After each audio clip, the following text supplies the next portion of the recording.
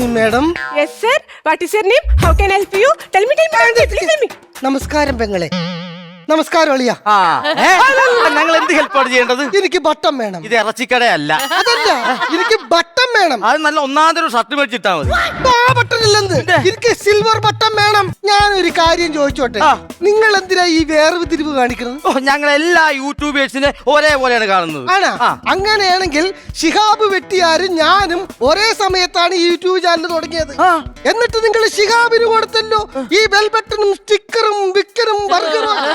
അല്ല, താങ്കളുടെ യൂട്യൂബിൽ എന്താണ് ചെയ്യുന്നത്? ഞാൻ ഈ ഷിഹാബിന്റെ വീഡിയോ മൊത്തം എന്റെ യൂട്യൂബിൽ ഇരുന്നല്ലേ കാണുന്നത്. അപ്പൊ നിനക്ക് ഞാൻ പഴം തരാടാ. അവർക്ക് റീച്ച് ഉണ്ട്. അവൻ ഈ ചീട്ടിക്ക് എന്റെ വീട്ടിൽ കൊതുകുണ്ട്. അങ്ങനെ വെച്ച് നോക്കുമ്പോ ഒരു ചെമ്പിന്റെ ബട്ടണെങ്കിലും തരായിരുന്നില്ല. ഈ റീച്ച് എന്ന് പറഞ്ഞാൽ ആൾക്കാർ കാണുന്നതിനാ പറയുന്നത്. അതെന്തെങ്കിലും ആയിക്കോട്ടെ, പക്ഷെ എനിക്ക് അതല്ല പ്രശ്നം. ഈ ഷിഹാബിന്റെ വീട് എന്റെ തൊട്ട് പറ്റിയാണ്. ഞാൻ പുറത്തിറങ്ങുമ്പോ അവന്റെ ചെറിയൊരു കളിയാക്കലുണ്ട്. അതെനിക്ക് സഹിക്കൂല. ഞാൻ എപ്പോ പുറത്തിറങ്ങണെന്ന് നോക്കിയിരിക്കും അവൻ ഈ സിൽവർ ബട്ടണുമായിട്ട് വെയിലത്ത് വന്ന് നിൽക്കും. എന്തിന്? എന്റെ കണ്ണിലേക്ക് ഗ്ലെയർ അടിച്ച് കുളിപ്പിക്കുന്നു. അതാണ് ഞാൻ പറഞ്ഞത്, ഒന്നില്ലെങ്കിൽ നിങ്ങൾ കൊടുത്ത ബട്ടൺ തിരിച്ചു മേടിക്കണം, അല്ലെങ്കിൽ ആ ബട്ടൺ മേടിച്ചിട്ട് ഇരിക്കാൻ. തന്റെ യൂട്യൂബ് ചാനലിന്റെ പേരെന്താ പറഞ്ഞത്? വളങ്കടി. മരുന്ന് മേടിച്ചില്ലേ? ചാനലിന്റെ പേര് വളങ്കടി.